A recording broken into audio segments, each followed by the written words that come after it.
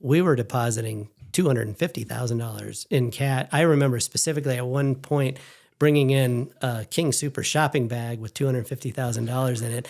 And the bank was slow that day, thank goodness. And so I actually had 5 tellers in a row counting money, and I was just pacing back and forth between the 5 tellers saying, how's the count going? How are you doing? And it probably took the better part of an hour just to literally count the money and fill out the SARS report and all the rest of it. So, hey everybody, I'm here with my great friend Nate Mendel with Mendel Construction, and we're here today to talk about his entrepreneurship journey, his leadership journey, the ups and downs of business, and he's got some great leadership and business insight for you today. Check it out. Hey, thanks for tuning into this week's episode. Would you make sure to please like, comment, and subscribe to the channel here, and please share this episode with somebody whose life it will make better. Nate Mendel, welcome to the show. Thank you, sir. Full disclosure, that was our second attempt at that. That is true. The first one will be on the blooper reel. Okay. Totally messed it up. Looking forward to it. Dude, you and I, man, I was just thinking we've got close to 2 decades of friendship and knowing each other. We met through Entrepreneurs Organization, right? $1 million plus business owners, and just had a journey, man, of life and leadership and business and big life changes, life events, and we're just here to hang, man, and share some value with a lot of the listeners, right? A lot of business leaders, businessmen, and people that just want to get better. Sounds good. So take us back. I mean, we met in 2007. Sounds right. Yeah, and you were working the family biz, man. As were you. Yeah, and I was 3 years in, and I'd literally been fired about 2.5 years prior to that. Heard about EO in college when I was with College Painters. I said, that would be really cool one day, like to have $1 million business, hang out with other successful business owners. And we're in a forum group together that met every month. Well, it's funny that you say that because I was thinking back, and actually one of my first memories of you ever was you sharing the story of having heard of EO in advance and wanting to get to that level so that you could be in the group. Yeah. And it was interesting for me for 2 reasons. One, because I had not heard of it until somebody told me about it, and then I joined instantly. But secondly, it was just interesting for me to hear your perspective on hitting that $1 million level, because as a painting company, that number is a big number. And as a GC, it's not, to me, it wasn't that big a number. So your perspective on it was completely different than mine. And that was one of the first things I remembered about your and my interaction. And we had we just had the coolest forum group. So EO for educating everybody, catching people up that don't know, it's a global network of entrepreneurs. There's a local Colorado chapter. So we'd meet in Denver once a month. They'd bring in different speakers, learning events, and then we would break out from that group. There was 7 of us in a forum, and that was just a great time. That's where you share the ups, the downs, the top 5%, bottom 5% of life, and everything, man. And then we've traveled. We did our retreats and events and did some really cool stuff together. Yeah, and I think that top 5, bottom 5 is I think everybody should strive for that because the stuff in the middle is mundane. How are you? I'm fine. Where are you going with that conversation? But when you get into the top 5, bottom 5, you're talking about things that matter, whether it's good or bad. And the group we were in, I mean, that creates an environment to be able to do that, but just talk about the value in that, whether it's an EO or it's other groups like that where you can do that. I mean, what kind of value did that bring? Well, I think it's huge having that safe space where you can talk to other entrepreneurs, or specifically to other entrepreneurs, because it's lonely at the top. You don't have people, somebody, I think I heard recently that when you hit a certain level, you lose your ability to complain. And I think there's a lot of truth in that. And so not that these forum events become a bitch session, for lack of a better term, but, your employees don't want to hear that you had a bad day because they're looking at you and saying, well, he makes the big bucks. That's why he gets to do this. But, it's nice to have people to bounce things off of. Yeah. And so I really enjoyed it. It was fun. That what you just mentioned though, right? The employees, the team members are like, oh, you make the big bucks. How much do you think they just see the top line number? I think very often. So, because I mean, and you know this, as the business owner, you get paid last. So, hopefully you get paid something, but, everybody else gets paid first. And there were certainly, shoot, I've been doing this for 27 years. There were certainly times when there was nothing coming in, and that's stressful at home. We've been, I remember we were in meetings where you're talking about literally somebody paid you. Was it a barrel full of cash or a suitcase full of cash? And we'll talk about why. Yeah, we got barrels, we got suitcases, we got donut boxes. We can get into that. So there was times, right, when you're sitting on tons of money, tons of reserves. And then, there were some times when figuring out where payroll comes from next. But that's what we signed up for. Mm-hmm. So share your story. Close to 3 decades in commercial construction, Denver Metro, up and down the Front Range. And you've had a ride, man. You got into a different type of operation, and we'll talk about that in terms of building for the marijuana industry. But you've done a lot of restaurant, dentist office, tenant finish, all kinds of awesome projects. Like, how'd you get into that? What was your first experience in the construction biz? Yeah, it's been fun. And those niches that you mentioned are a lot of fun because on the one hand, building is building, and on the other hand, getting that kind of specialty is where, it gets even more exciting to me. So, but I started in 94, right out of college, right out of almost college. I never finished. We can talk about that. But my uncle called and said, Nate, none of my kids want to get into construction. Do you? And I knew I wanted to run a company, and construction sounded just fine to me. So moved out here from California, went to work for him. And that's really the only thing I've ever done. Now, did you start in the business and management, or were you swinging hammers, cutting wood? That's actually a good story. I thought I was starting in management. So communication is not my strongest suit, and it wasn't my uncle's strongest suit either. So when I say that he said, none of my kids want to get into it, do you want to do construction? That was kind of the extent of the conversation. So I said, sure. And I talked to my fiance, later wife, and said, do you want to move to Colorado? And she said, yeah, we've got to get out of California. It's crazy here anyway. And so we packed up and moved. And we moved over a weekend, because that's what you do when you're 20, whatever years old. And I walked into his office on Monday morning and said, where's my desk? And he said, why would you have a desk? You don't know anything about construction. We've got a job site up on 84th and Zuni, and now you're late because you're here. So I suggest you head that direction. And so I got up there, and it was a ground up project, and they were digging caissons that day, which I didn't know what a caisson was at that time. That's the piers that go into the ground that creates the foundation in any event. So these massive trucks with 18-inch, 24-inch augers is what creates those. And so I got up there, got yelled at for being late.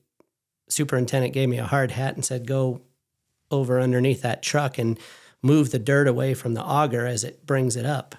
And if you've never done that job, it looks kind of cool on TV, but those rigs spit oil all day. So when you're the guy underneath that moving the dirt pile away, you are just getting showered with oil for the rest of the day. So I came home that night, and the only clean spot on my entire body, well, and let me back up. I was wearing khakis and a dress shirt like this. And so that went in the trash when I got home. But the only clean spot on me was where my safety glasses were. And I walked in the door, and my then fiance looked at me.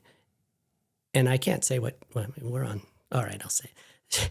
No, you can say whatever you want here, man. And my wife did not swear, but she looked at me and said, what happened to you? And I said, honey, I'm a laborer. And she said, what the fuck? She said, we are now explicit lyrics, Joey. Okay. We're now explicit. Tag it. She said, we just moved here from California so you could be a laborer? And I said, apparently, yes. And so that was the start. That was the first day. And I will never forget that day. But I will say, in hindsight, and everything in hindsight is 20/20, but it was the best way of learning things. I had no business being in the office. I didn't know anything about construction. I didn't know what a caisson was. I didn't know anything. And so if he'd have put me behind a desk, I would have learned, I guess, book smarts, or I don't know what I would have learned, but it would not have been the right way to do it. And I wouldn't change anything about that experience. But that first day was rough. Welcome to the family business. Yes. Totally see you, right? So more hair 20 years ago, got the khakis button up, just drenched. Oh yeah. In oil. It was bad. Did you second guess the decision? Did you guys kind of say, hey, we're here in Colorado, we got to stick it out? Did you think to go back? How did that look? Yeah, I don't recall ever second guessing it. I went and got a second job at night delivering pizza because you can't make a living being a laborer. And my wife wasn't working yet. So, the first few months were pretty thin, but no, we never thought about going back. So then at what point in the journey did you turn from oil-covered laborer to have an ownership? So that took many years. So it went, laborer, carpenter's helper, carpenter. They had a position called clerk of the works, which is like maybe call it an assistant superintendent, assistant project manager, special projects manager. And then when my uncle retired, I was supposed to take over that company. But long story short, my uncle had a partner, and his partner had a son who, after I got there, decided he wanted to be in the business. So then the two of us were going to take it over together. But he and I didn't see eye to eye on things. And so when it was time, not when it was time, I was having daily conversations with my wife for about 6 months saying, I don't think I can be partners with this fella. And, when it was time, I said, okay, I'm not going to do it. So I went in and talked to my uncle and said, I don't want to be partners with him, and I'm backing out. So you should give him the company, and I'll just start a new company. And okay. And he said, okay, that's what we'll do. And we were in an office building that he had built in the 70s, and everybody in that building had some relationship with my uncle. So he said, go next door to the developer. He's got an extra desk. That'll be your desk. That'll be your office. And I said, okay. And so then I was my own company. So then you launched. Then we launched, yeah. And you're sharing space with the previous company. Yeah, at that point. I was 10 feet away from where my other desk was, on the opposite side of the wall. Man. So a couple things you mentioned I want to dive into a little bit, just for business owners, and especially somebody that's in a business right now, just like you're getting your feet wet, right? You're covered in oil, running an auger, moving dirt, stepping up the scale. Where's the value in that? Did you feel like you got more respect in the business because you got dirty, because you didn't just understand it from the books standpoint, but that you actually got hands-on? I think so, yeah. I don't think there's any replacement for actually learning in the field. It's one thing to read it in a textbook, and there's another thing to actually see it going together. So yeah, like I said, I wouldn't trade the way that it happened for anything. A big shout out and thank you to one of our sponsors, M&D Painting and Roofing. M&D was actually founded by my wife Emily and I back in 2005. And for the last 2 decades, we've been here in northern Colorado, of one of the leaders in residential and commercial repainting, as well as most recently installing residential roofs. So if you need to paint, re-roof, you got hit by a hailstorm, we can take care of whatever your home needs from top to bottom. You can find us on the web at mandepainting.com. Hey, just want to give a big shout out to one of our sponsors, Imprint Digital. If you're a small business owner, one of the things that you need to navigate to be successful is all things online and digital in terms of marketing and your messaging. Imprint Digital, they're the real deal. They are the professionals, and they know this world inside and out. Make sure to visit their website at imprint-digital.com. Do you think it brought you more success? Do you think you're more successful, profitable, just a better company overall because you were down in the dirt, per se? I do think that, yeah. One of my specialties is a concept called conceptual estimating, which is essentially, somebody brings you a napkin, for lack of a better term, or some very rudimentary set of, not even a set of plans, a drawing, a sketch,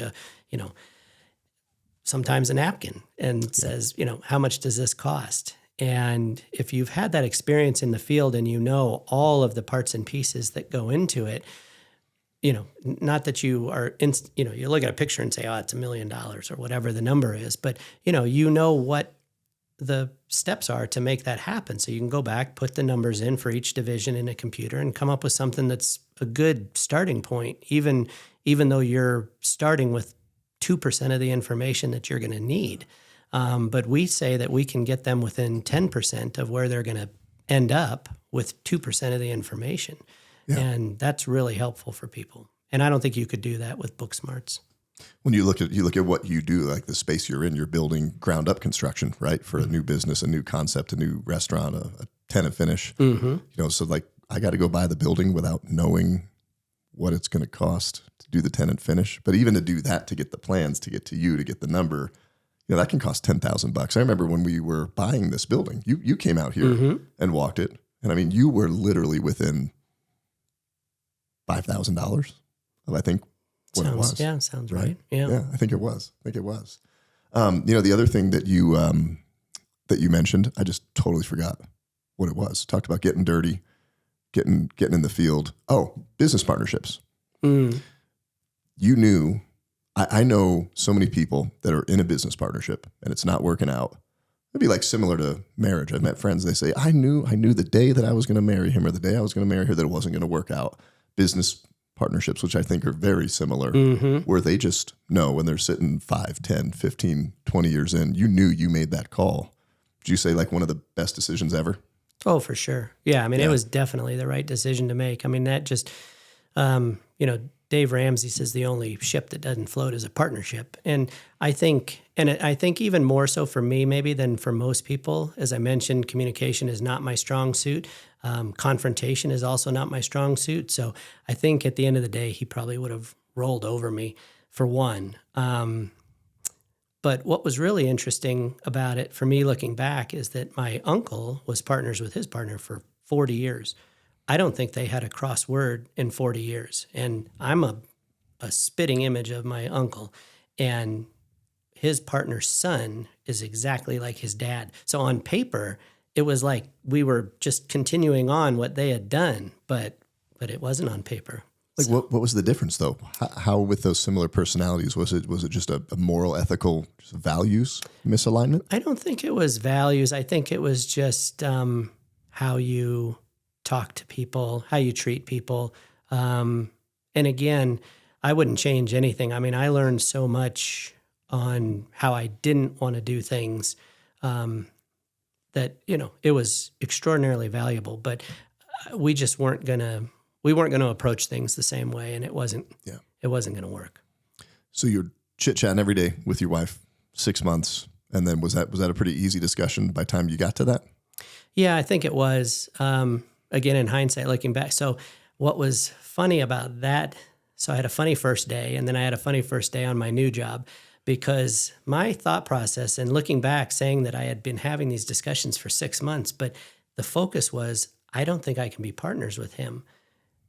And that was basically the extent of my thinking. So when it was time, I was like, okay, I'm ready. I'm not doing the partnership. I'll go do my own thing. But there was no preparation to get ready. So as I said, I talked to my uncle. He said, go sit next door. That's your new office. I said, great.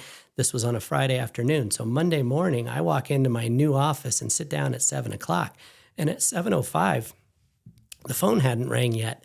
And this light bulb went off of, I don't have any clients. Like, I don't have a plan. Like, I just decided that I was going to be in business and probably should have thought a little bit more through what that means. So how we got through the first 18 months, I don't even know. It's been too long. I can't remember. I mean, we built anything that people called us to build. But yeah, it was not well thought through. And every business, right? They've got that first day, first moment, no clients, right? I mean, maybe you've got some contacts and you're going to roll into some things, but what were those things that you did in the first, week, 30 days, 3 months, 6 months? Man, it's been a long time, so I got to remember the specifics. But like I said, I mean, we certainly took, any project that came through the door, which is not a good business plan either. But we would even take residential projects at the time. And I mean, I've been purely a commercial GC for my entire life, other than the 18 months where we had to do whatever. But it actually, looking back, it happened fairly quickly, I think, all things being equal, because like you mentioned, medical and dental being one of our niches. And I remember specifically getting our first medical office and then getting 3 more medical offices on the same floor of the same building because people saw what we were doing. And that was just kind of how it happened. What would you share to a new business owner? Because I remember those days of M&D painting. It's like, we'll take any project we can get, and you treat us however. Just bring us the job, give us the money, and then you realize at a certain point, like, when do you cut that off? Because you can't say no. I remember 2005, the early days of business. Coming into 2006, Emily and I, we move into from a condo, right, where we started the business, to a house down in Loveland. And our office phone, it was a Quest landline, and it was tied into our cable somehow. So it would be 7:00 at night. We're watching a show. I don't know what we're watching. And then we'd see a customer call, and her name pops up on the television. And I'm like, go get that, babe. You go answer that call. Don't want to talk to her. She goes, I don't want to talk to her either. This customer is awful, treating us awful, not going to pay well, not going to pay on time. Emily says, you said yes to it. And I vividly remember that like it was yesterday. And we finished the work, but I remember at that moment, like, you know what, moving forward, we don't want any more of these kinds of customers popping up on the TV. Like, let's just get the phone off the TV. How do you why the hell is that even happening? But how did you make that jump? What do you tell a business owner? Well, and it's interesting that you mentioned, that call coming in at 7:00 at night. That was one of the main, there were 100 reasons we didn't want to do residential, but that was one of them. The hours are different. I called it the 24-hour-a-day punch list because we would get clients calling just like that one at 7:00 at night, because that's when the husband got home from work. And, then I would get the call, hey, Nate, why does it look like this? Well, because that's what it looks like when it's not done. That was always the answer. And so it was just more hand-holding. It wasn't a good fit for us. And, we should have never been doing residential. But you do what you need to do to pay everybody. But so I've been in the residential world of painting, and now we're doing roofing and overall home maintenance. And you said that so perfectly. Anybody that's watching this right now that is in residential, I think more than commercial, it can happen in commercial too. When somebody brings something up, yeah, that's what it looks like when it's not done.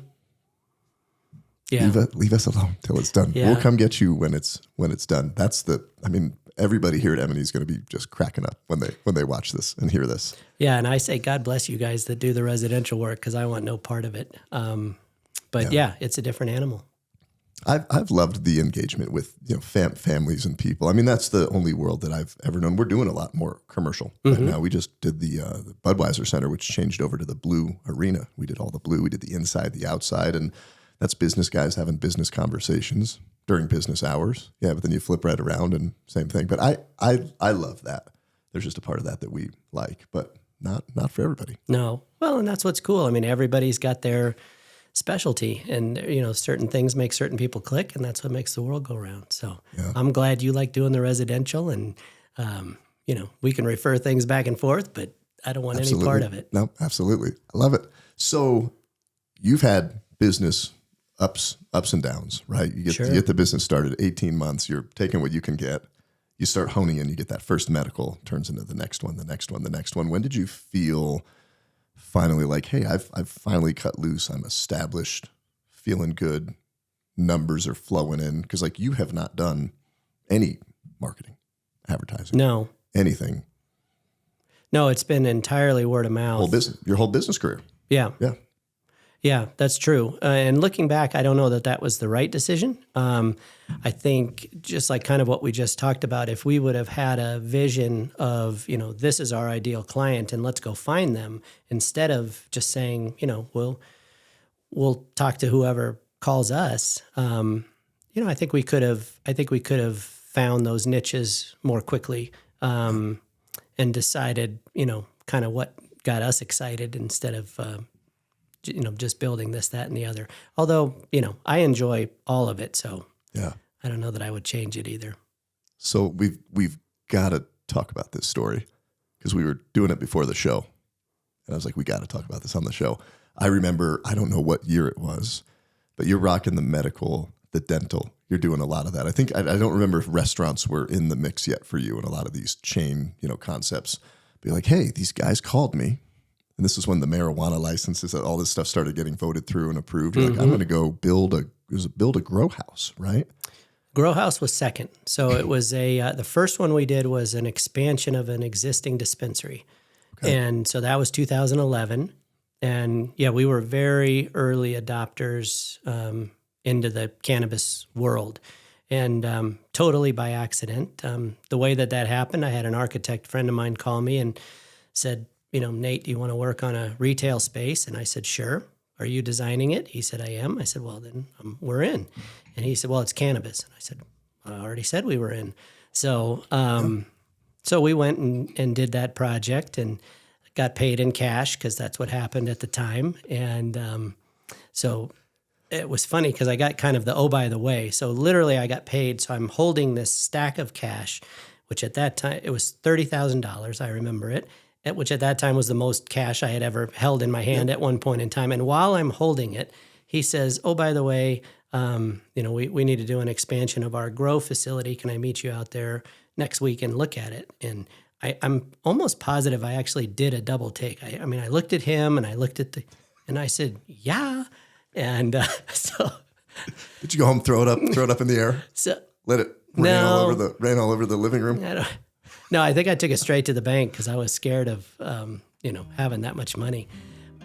Hey, if you're a business owner and you need to do some renovation in your space or possibly build a building from the ground up, you have to connect with one of our sponsors, Mendel Construction. Mendel Construction is a commercial construction company that's been around since 1997, serving all of Colorado. They can do a small tenant finish all the way up to ground up construction of a new building for your business. Check them out at mendelandcompany.com. That's MENDEL and company.com. If your life or business are cluttered up with junk right now, then you've got to reach out to one of our sponsors, Hulk Addicts Hauling. Hulk Addicts can come out to your home or business to do anything from removing junk to appliances. Maybe you're demoing or doing construction on a property and you need it cleared out. Maybe you need a big dumpster dropped off that they can roll off later. Make sure to check them out at hulkaddictsjunk.com. They are serving all of northern Colorado as well as up and down the Front Range. If you're a Christian small business owner and you live in northern Colorado, you have to check out one of our sponsors, the Foundry Advisory. The Foundry is a Christian executive peer advising group that connects other business owners in the community to help you focus on your faith, your life, your leadership, and your business. Make sure to check them out at thefoundryadvisory.com. But yeah, so we did the $30,000 job that led to a $150,000 job that led almost instantly with the same client to a $750,000 job, and then he had a friend, and his friend had a neighbor, and his neighbor had a buddy, and then we were in the cannabis business. Man, and talk about the business meeting, right? Because you kind of jokingly said, I had some misconceptions, like they all going to show up for an 8 a.m. meeting, and tell us about that 8 a.m. meeting that you went to. Yeah, so that one I'll never forget. That was probably, not within the next year after that. So 2012, 2013, and somehow we had scheduled an 8 o'clock meeting with cannabis guys, and I was surprised that we were going to do it at 8, but I'm a morning person, so it didn't bother me.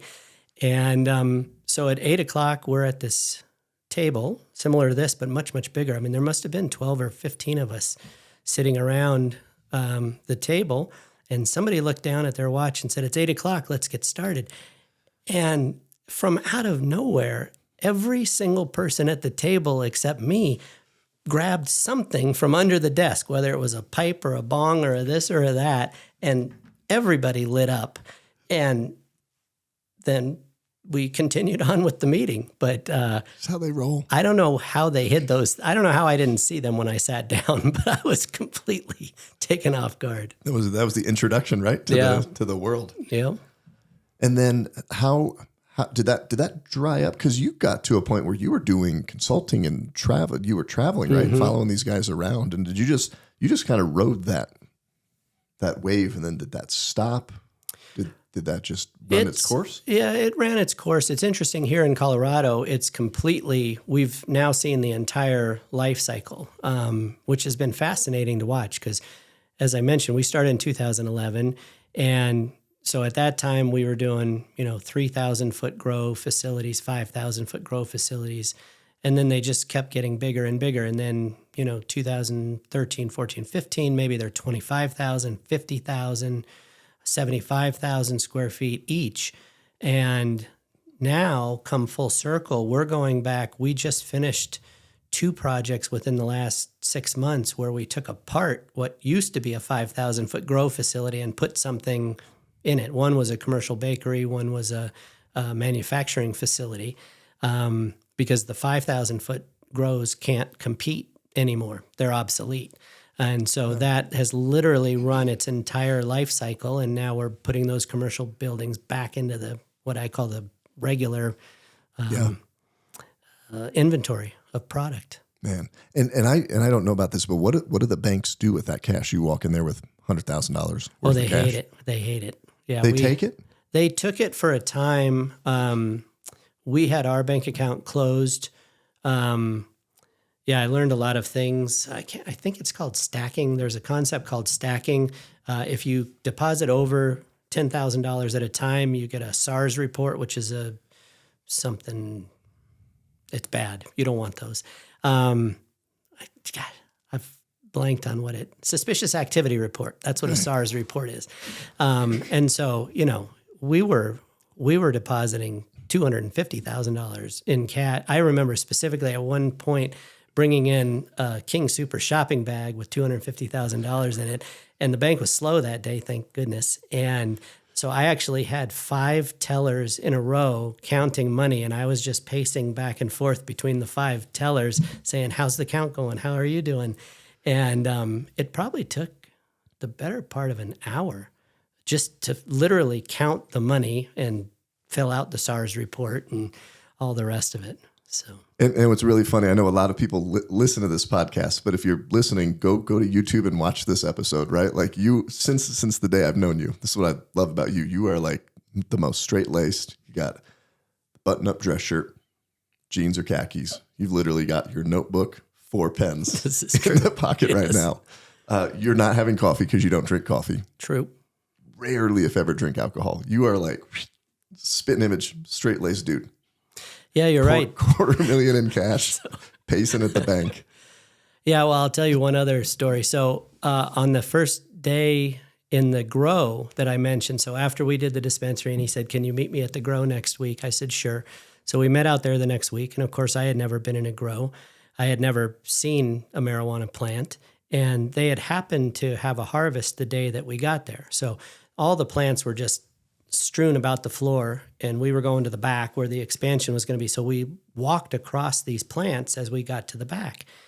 And when we got to the back, I said, the owner's name was Matt. I said, Matt, I don't know anything about anything, but why are we stepping on your product? And he said, Nate, we already took all the buds off. These are the leaves. And I said, Matt, I thought you smoked the leaves. So that. Did I just hear Joey laugh? You might. Joey's laughing over there. So I think literally, I don't think he told me that at the time, but maybe a year later at their Christmas party, he said, Nate, when you told me that, that's when I knew you were my guy. And we had a great relationship. Yeah, because they don't want that. They don't want the builder. They don't want those guys stealing the product, anything like that. Yeah. So. Well, it was interesting the little bit I learned about it. I smoked weed in college for a time. Like now, I'd be scared to even touch that stuff because these companies, right? They and EO, they brought a speaker in, I believe, it's a PhD botanist, scientist, chemical experts. I mean, they're curating this stuff, and it's 5 to 10 times stronger than the stuff I came across in college, and you probably never touched anyway because you're that straight-laced. It depends how you measure it, but yeah, you're exactly right. I mean, it's definitely a different product today. My position has always been, and we've built we've built the grows and the dispensaries and what they call the MIPS kitchen, which is the edibles kitchens where they make the cookies and the brownies and the gummies and the this and the that. But regardless of how this product ends up getting ingested into your body, my position is it's going in somebody's body. So it needs to be created in as safe a manner as possible, so that you're not adding additional risk to people deciding to consume it. So that's always been our position. Yeah. So that opportunity, right? So you start in the business, you shift a little bit, pivot, but you're still doing medical and dental. We did, yeah. We created a second company specifically to market to. And when I say market to, we created a website. As you said, we've never marketed. So other than creating a new website with a different name on it, that's all we did. But at the time, I remember specifically being intentional about that. We did not want pictures of marijuana on our website next to the pictures of our dental offices and this, that, and the other. Again, 2011, we didn't really know what was going to happen if I was going to do it. Now, today, nobody cares. So if I was starting today, and I wouldn't, but if I was, then we would just say, okay, now we build marijuana. Yeah. Way more just acceptable in the mainstream. Yeah. So business is really growing and kicking, taking off. You got to figure out what to do with all this cash. You still have millions buried somewhere, right? And you won't share the location. Well, I remember it's like with any business, right? You get the good times when they're good, and then you can have hard and difficult and challenging times. And I mean, you started going out of state, right? Mm-hmm. Working some restaurant concepts, and kind of had the perfect storm at the not so perfect time. Yeah. And talk us through that, because I mean, you lost everything. Yeah, that's true. 2017, 18, we were following restaurant concepts around the country and marijuana concepts around the country. What I've learned from that experience is that contracting is a very local game. And so, we thought, we can go to North Carolina, South Carolina, Oregon, Georgia, whatever, and hire people and build stuff. And in theory, you can, but for me, building has always been relationships. And so if you, sit down in South Carolina and just start calling random subcontractors out of the phone book, you're going to get what you get. And we did. So we got some really wonderful subcontractor partners, and we got some really terrible subcontractor partners. And it really only takes one. So, I mean, we had one electrician on one project that, we paid him and he didn't pay his supply houses. And so then they leaned the project, and then we had to pay the supply houses. And next thing you know, you're out $100,000, and that's literally how fast it happens.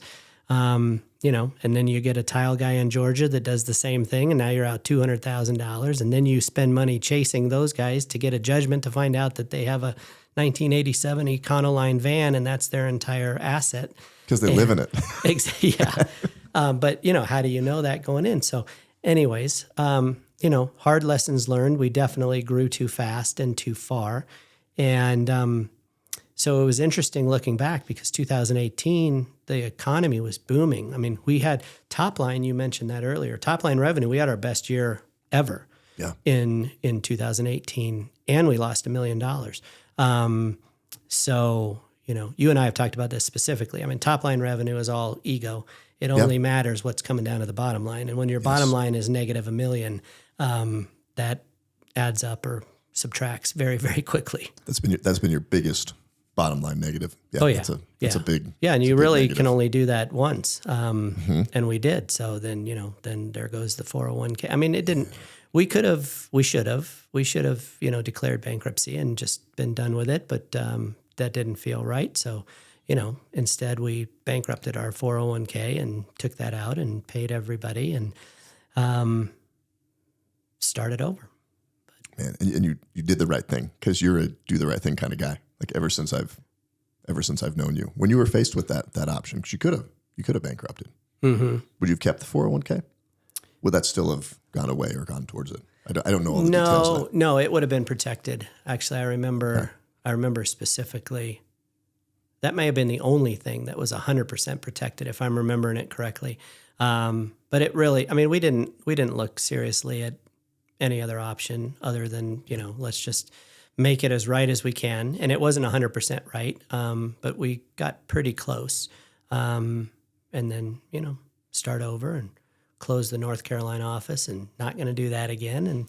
And, and you definitely, I mean, this is a cliche that you learn more from your failures than your successes. But I mean, I learned more in 2018 than I had in the 10 years prior, without question. Would you go back and change that? I mean, I think we'd all say we'd prefer to have not had that happen. But in hindsight, in terms of where you're at now, how you've grown from there, would you still go through it? Yeah, maybe it's an oversimplification to say, since it's not really an option. But no, I do think the lessons learned were huge. And so, yeah, no, I mean, it wasn't that much fun. It wasn't fun at all. Actually, there was nothing fun about it. But definitely learned. Yeah. Yeah. You were telling me a story. One of the owners of one of the concepts that you were building for, he knew, you said you should have sued him to collect some money, but he knew you couldn't, and kind of laid those cards on the table.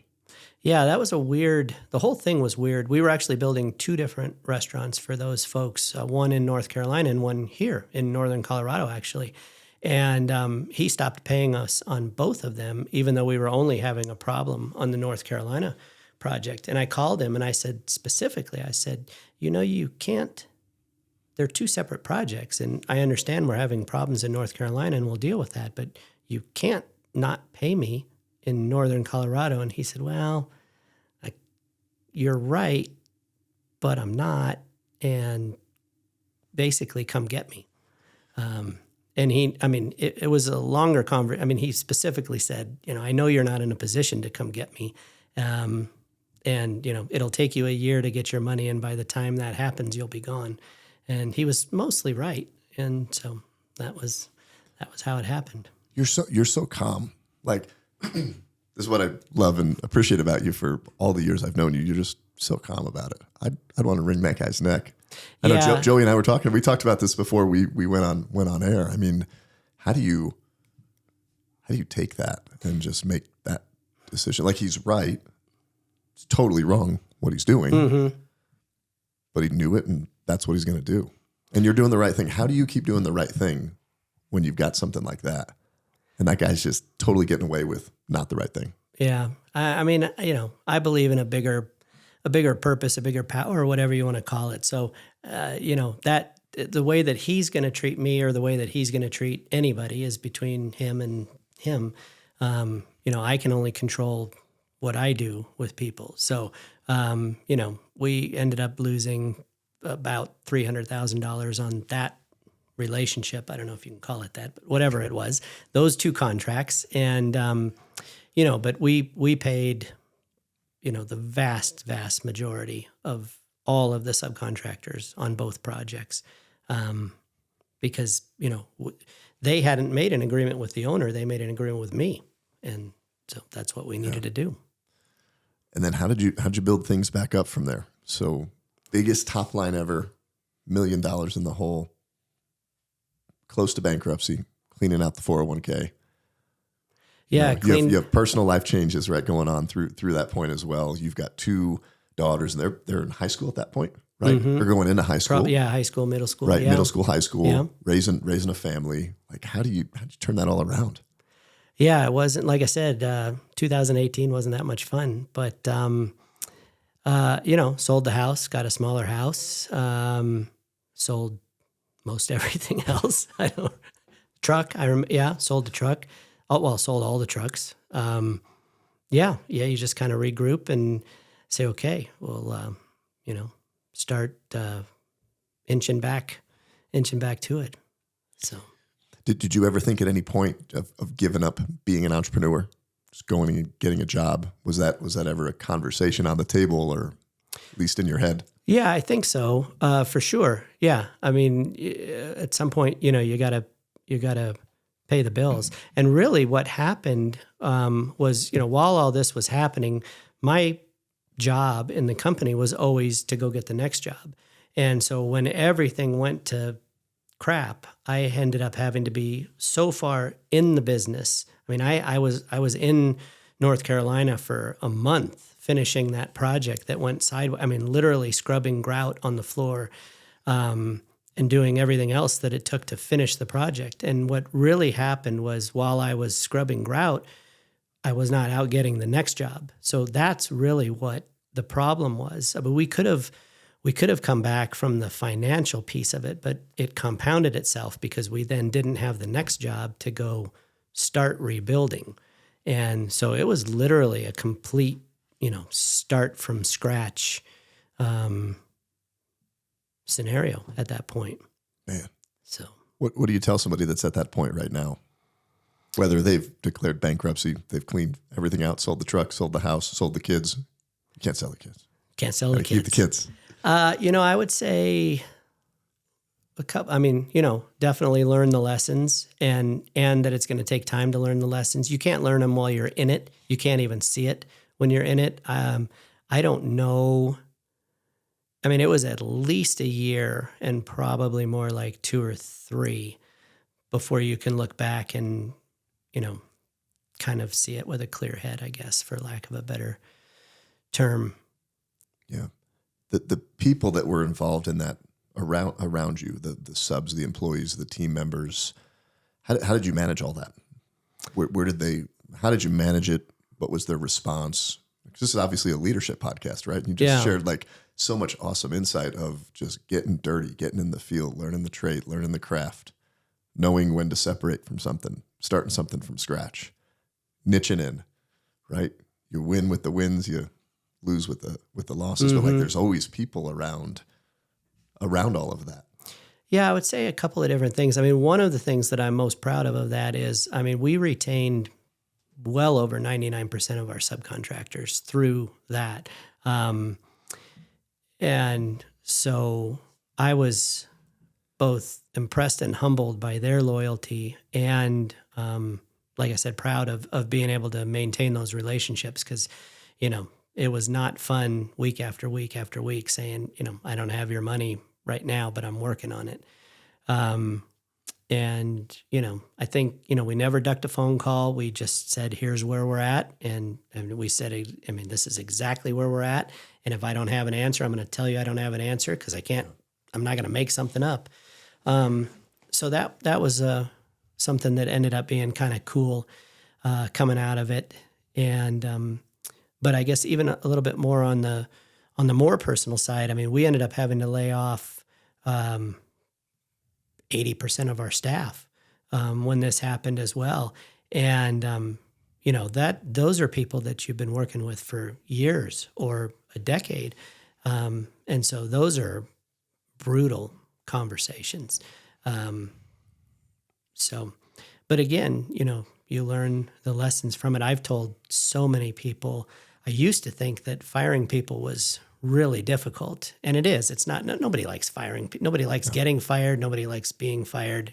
Unless you're on The Apprentice and it's part of the game. It's part of the shtick. Yeah, it's not. Otherwise, it's not fun, and it's not fun on either side of the table. But the lesson that I learned after having to lay off 80% of the company was that firing people is actually not that hard for me. Or it's not that it's not hard, but it's just a completely different.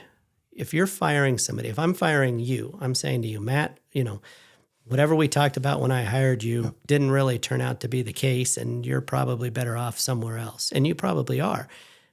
It's still not a pleasant conversation to have, but it happens. When I'm laying you off, I'm saying, Matt, I didn't do my job well, and now you are going to pay the consequences of that. That is a completely different conversation. Yeah, that's got to be a million times harder. Because with firing, like whether the person being fired agrees with it or not, you know, as the owner, like, this is over. This isn't working out. Got to cut the ties. But yeah, you don't want to have to lay somebody off. No, like I said, I mean, to me, and maybe I'm looking at it wrong, I don't think so. You know, when I look at it, when you're laying somebody off, you're specifically saying, you know, I made a commitment to you to keep you employed, and now I can't keep that commitment. And so it's a direct reflection on me and has nothing to do with you. So that's not fun. How did people take it? Was it a mix of reactions, emotions, responses? Yes and no. I mean, you know, everybody knew where we were because, again, you know, we didn't have any there was nowhere to hide. So I think, you know, everybody saw it coming. So I don't think there was any shock or surprise, but it's still disappointing and, you know, and scary. Nobody likes, you know, having to pick up and start over. And luckily, I mean, the really good side of that, again, it was 2018. The market was booming.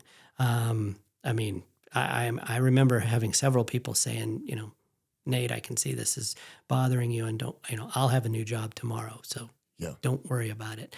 And so, you know, the reactions, I wouldn't say they ran the gamut because they were all, you know, some degree of understanding, but they were not as bad as I thought they would be. Yeah.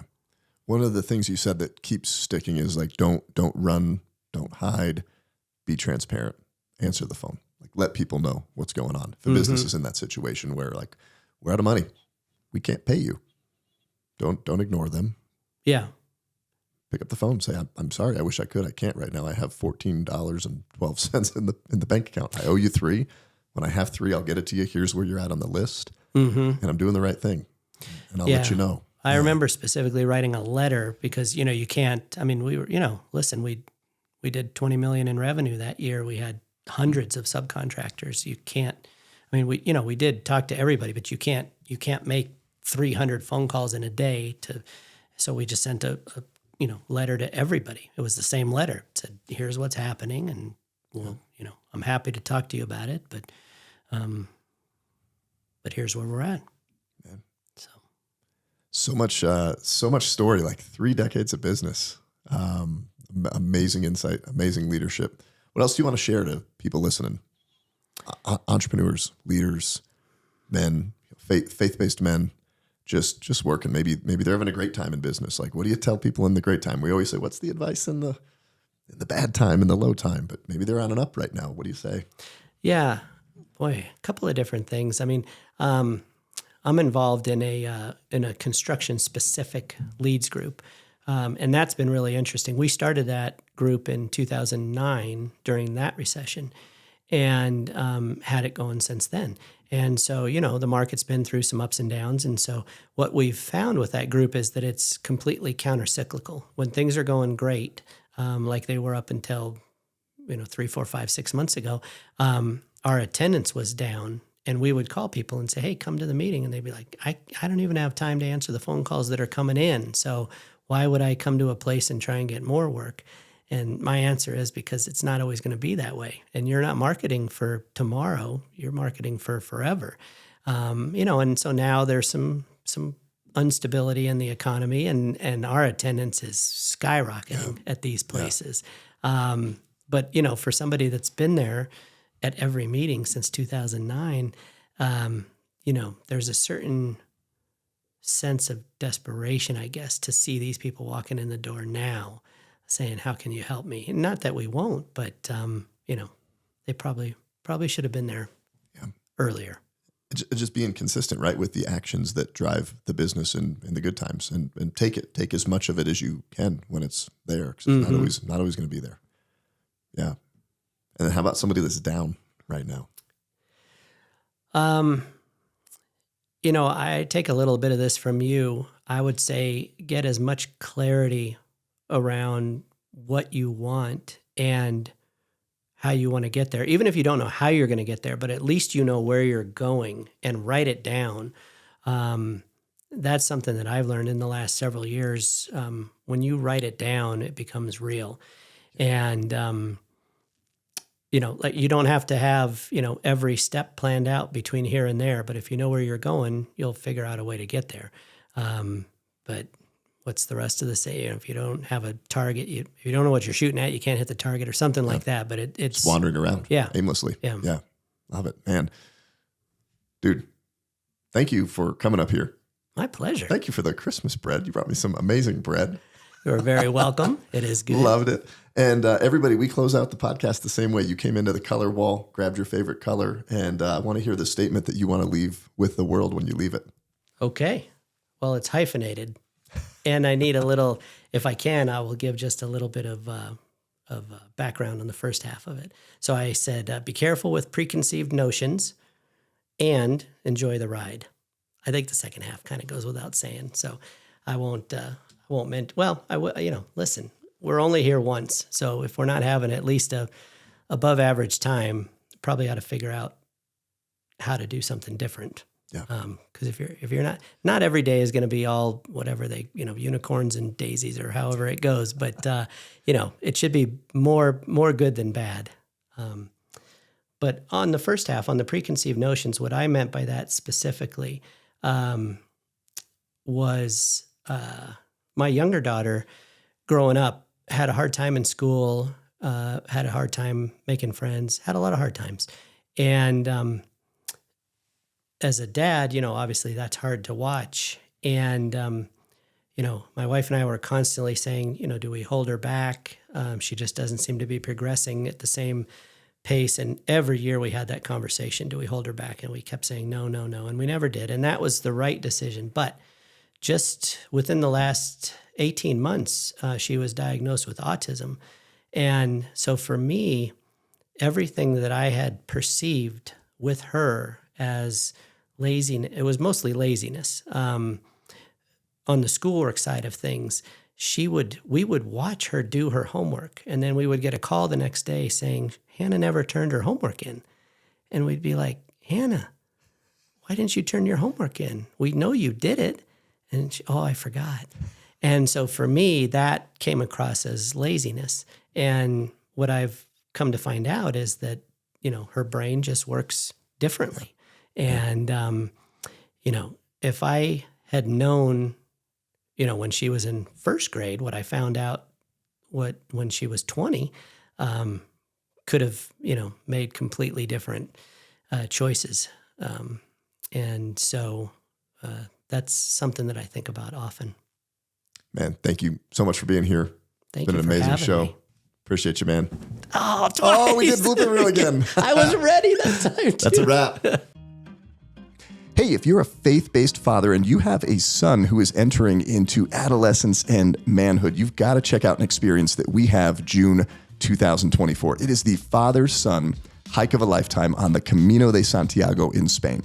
I'm going to be taking a group of men and their sons over to Spain to hike some of the most beautiful scenery through northern Spain on the Camino de Santiago. We're going to hike 6 days, 70 miles, 200,000 steps, and have completely disconnected, unplugged, uninterrupted time with our sons. We are going to grow and bond and deepen our relationships with our sons through some very intentionally curated adventures, challenges, and experiences.